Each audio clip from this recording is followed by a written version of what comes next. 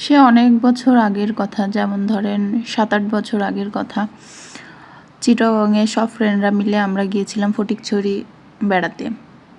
মূলত একটা আন্টির ছেলের বিয়েতে গেছিলাম। যদিও সে বয়সে আমাদের থেকে অনেক সিনিয়র, বাট অফিসিয়ালি তাকে আমরা আপু বলতাম। তো যাই হোক, পাহাড়ের এই আঁকাবাঁকা রাস্তা ধরে পার্বত্য চট্টগ্রাম এলাকায় আমরা অনেক এনজয় করতে করতে গেছিলাম। হ্যালো এভরিওয়ান, আসসালামু আলাইকুম। আগে এরকম ভিডিও ব্লগ করতাম না, এমনি জাস্ট ভিডিও করে রাখছিলাম, বাট আপলোড করিনি বা করার সুযোগও হয়নি। এখন অনেক বছর পরে এসে দেখলাম আমার গ্যালারিতে এই ভিডিওটা থেকে গেছে, তো ভাবলাম আপলোড করে আপনাদের সাথে শেয়ার করি।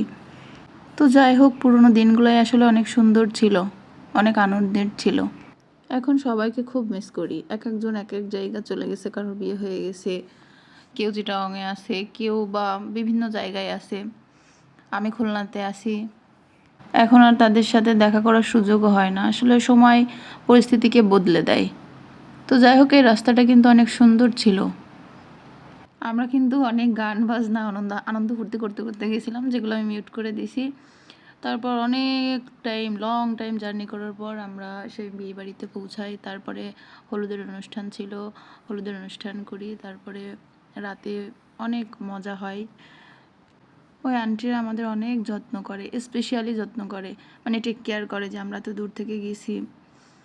পর রাতে আমরা অনেক অনুষ্ঠানে দেখেন আমাদের ডান্স ট্রিপের সোহাগ, আমাদের ড্যান্সের লিডার, হ্যাঁ ও কিন্তু ড্যান্সার, প্রফেশনালি ড্যান্সার, অনেক সুন্দর নাচে। তো একটু ওরও ভিডিও আপলোড করে আপনাদের সাথে শেয়ার করলাম।